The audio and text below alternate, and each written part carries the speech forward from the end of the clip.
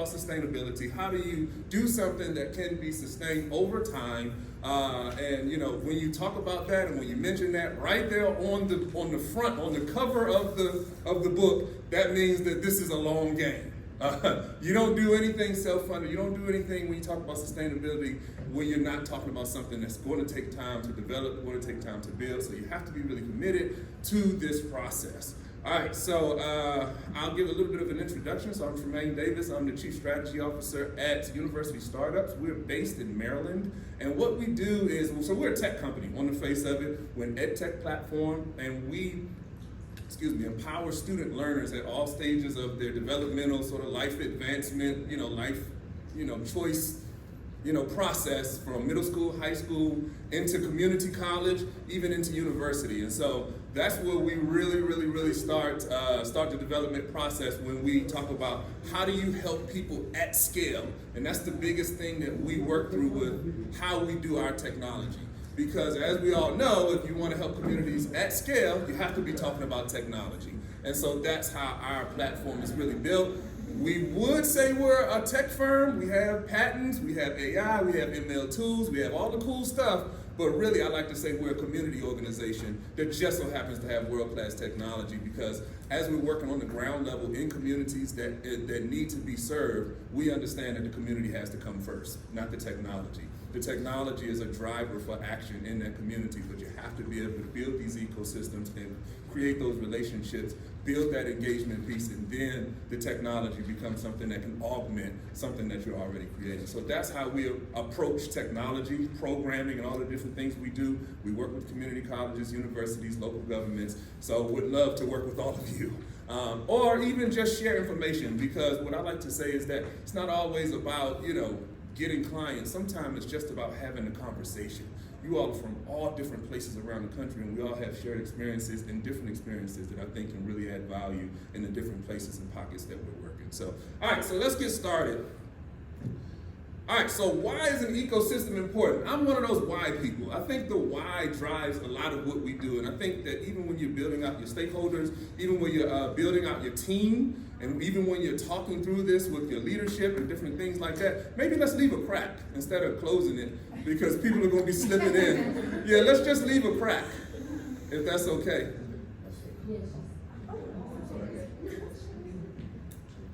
Yeah, absolutely. Talking about adversity. Yeah, I'm telling you, I love it. So we were just talking about the why. I think the why is something that we have to talk about when we talk about really anything, but definitely talking about building ecosystems, because as you're getting your stakeholders, getting your leadership teams, getting people involved in the thing that you want to build holistically, you have to be able to lock in on a why. So why is an ecosystem even important? All right. This is going to be I'm one of those people where I don't like this to be a soliloquy. I don't like this to be a one-directional thing. Let's get involved. Let's be a family here. All right, what do we have here? There you go, coffee seed. It looks like a sandwich. I love it. A $5 footlong, right? I got you. No. Yes. No, absolutely. I love it. I love the energy. Yes, hungry. There you go. This is a coffee seed. All right, so let's say you have this coffee seed. It's sitting on your table, on your kitchen table, on your desk, wherever. What happens if you water this coffee seed on your desk? Nothing. Absolutely. Nothing happens. In order for this coffee seed to reach its potential, in order for this coffee seed to get to the next level, in order for this coffee seed to do anything outside of what it is today and what it looks like on that table, what needs to happen to this coffee seed? It needs to be planted in the ground. All right? It needs to be planted in the ground. So we just talked about what happens if you water that coffee seed on a table, nothing happens. But once you put that coffee seed in the ground, what do? You water the ground. And then the ground feeds the coffee seed.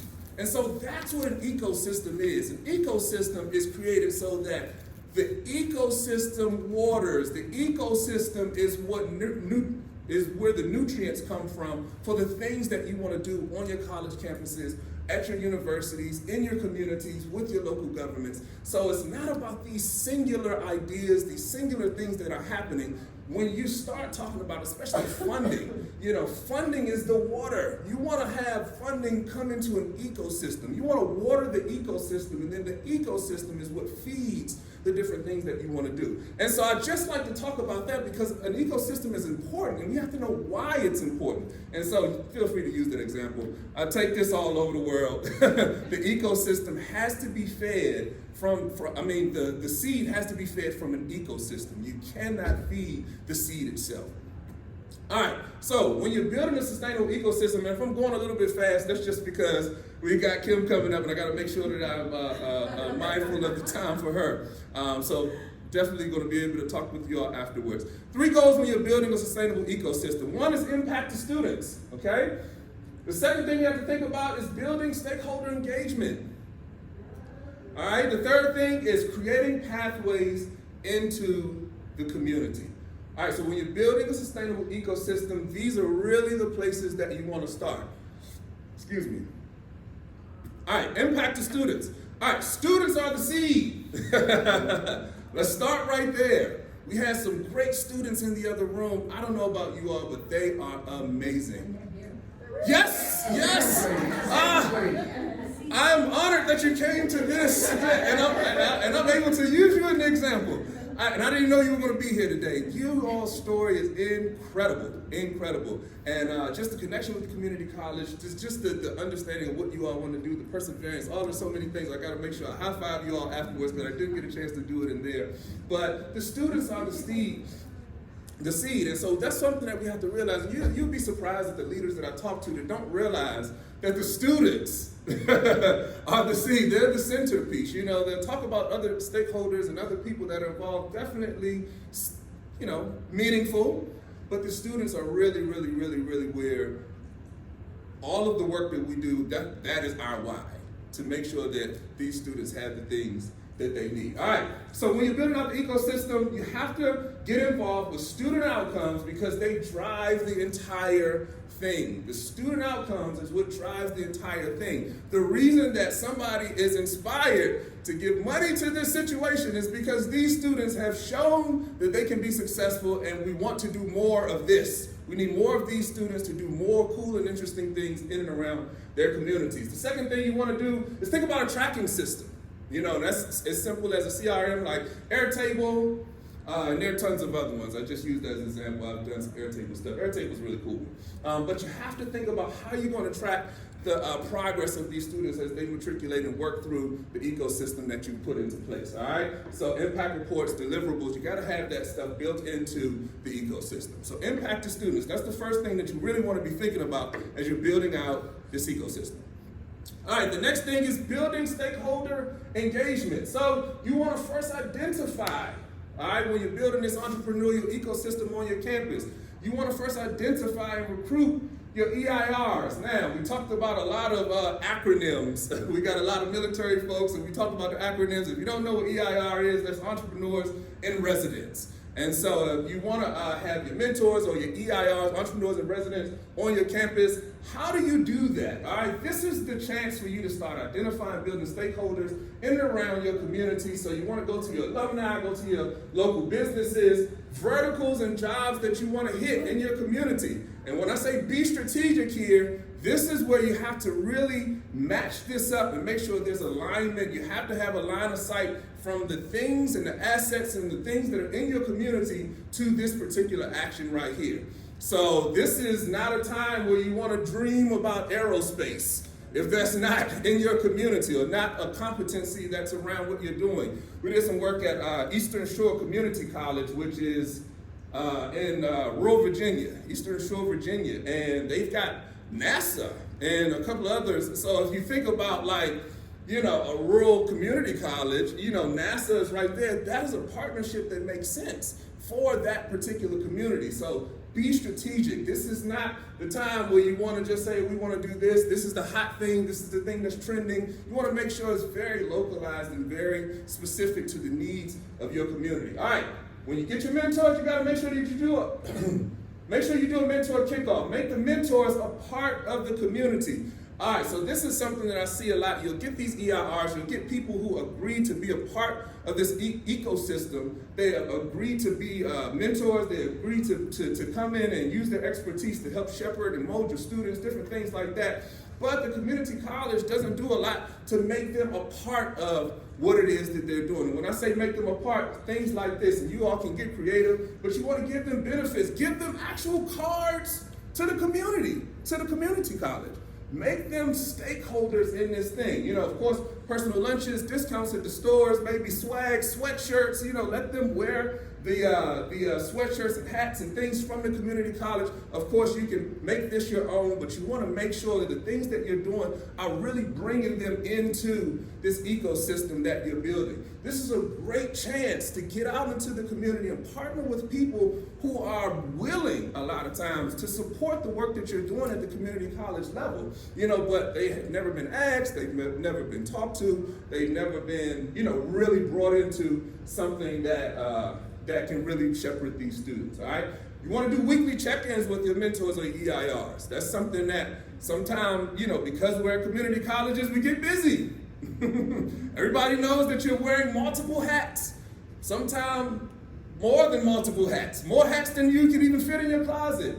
But checking in with your mentors just to make sure that everybody's in line with the vision that we're trying to accomplish in building out this ecosystem is something that's really, really, really important. All right, and the last piece, when you talk about building your stakeholder engagement for your entrepreneurial ecosystem, is you want to bring together the faculty with the EIRs, and you can do that twice a year, but you also want to bring in the heads of schools as well, if you can. You want to make sure that leadership, you want to make sure that leadership is involved with meeting these EIRs as well. Oh. Come on in.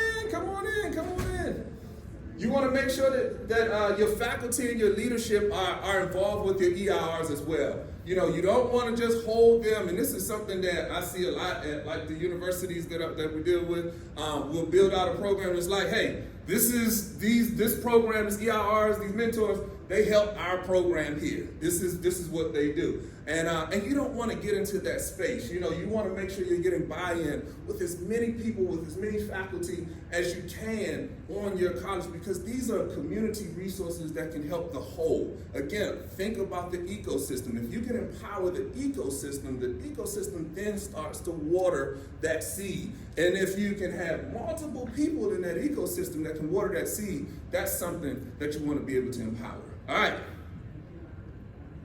Promise I'm rolling, Kim. All right, create pathways to the community. All right. Award your EIRs. All right. When they participate, you want to make sure that you award them for their participation. All right. Get them involved with the things that you're doing from an ecosystem standpoint. This is what makes them want to continue to work with the college on a sustained basis, all right? This is what makes them want to make that call for you, makes them want to connect them with somebody in their network. These are the things that really, really, really drive that partnership, all right?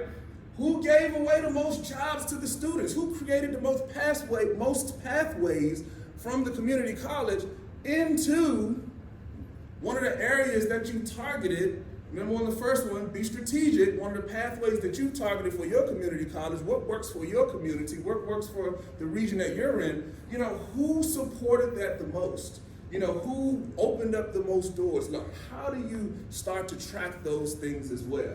All right, and then the last thing is think with a donor's mentality. You know, look for opportunities even on campus so that you can do things like put a name on the door. You know, can one of your partners put a name on your makerspace? That's a big thing. I know a lot of colleges are now building out these makerspaces, and sometimes because they're community colleges, they're community facing as well. You know, so these aren't just resources that you're building right in the college, all right? All right, so why is this important? This is one of my favorite slides because I do so much of this kind of work. All right, CCs, community colleges, to me, and I work with local governments, universities. I've been doing, economic development through innovation and community engagement work for probably about 15 years now. And I just don't see any other organization aside from community college that are best positioned in the community to do this kind of work. And I'm preaching to the choir, a lot of CCs here. But community colleges, they sit at the nexus of the community. And so you have right at the outset of the high school, and then you have them sitting right in the middle also of what's happening in the community as well. And that's what makes community colleges the best position to do this kind of ecosystem building, because they can reach, you think about that student who is, and we were talking about this morning, who's first generation. That student whose mom didn't go to college, whose grandmom didn't go to college, and now they're potentially thinking about going to college. That student's first stop is probably not university. Where's their first stop going to be? Their community college. So this is why community college is so powerful in communities, because those students don't even know the questions to ask. Things like, how do I fill out a FAFSA? They have no idea. They don't even know when the due dates for these things are. Like, how do I even get involved with potentially going to college? I've talked to some college presidents and leadership, and they're like, we've got this is in different places around the country. If the students from the high school in our area would just apply, they could go for free. But they don't even know that that's something that's even possible. And so these are the types of reasons why building these ecosystems are so important, especially at the community college level, because you guys are uniquely positioned to reach down into the high schools and also create partnerships in the workforce, in the private sector, doing things with the local nonprofits. That's why CCs are so well positioned to do this kind of work. And then last but certainly not least, CCs have the trust in the community. And I have been to tons and tons of different places around this country, and I'm trying to tell you, a lot of times there's a huge trust deficit in communities that may be underserved, maybe underrepresented, maybe have some students that, again, are thinking about community college, but they don't know why or how they're going to get there. The community college has trust in these communities, and I don't know if you guys know how important that is, but you may see it where you are, but anywhere around the country, trust is going to be an issue. And if you have that anchor partner in that community, like a community college, I've talked to so many professors and presidents of community colleges these last couple of days, and I've been here, and they all have a bead on their community. They understand the people in their community. They understand the students in their communities. They understand the high schools. They understand all of the different dynamics in their community. That's what makes community college have this kind of trust in their communities, all right? And I could go on and on and on because I really love this stuff, but I'm gonna stop here just in case anybody has a couple questions before we bring up Dr. Moore. Yes? Could you talk a little bit more about the kinds of things you have the EIRs do in the program? Yeah, absolutely. So, again, this is going to be very specific to your particular community, because as we all know, the things that you do in Milwaukee aren't necessarily going to work in Detroit. The things you do in Detroit aren't necessarily going to work in Miami. So it's very specific to your community. But everything from mentorship, everything from job training. I mentioned Eastern Shore, Virginia, using the resources in that community. They said, hey, we've got a huge retirement community here.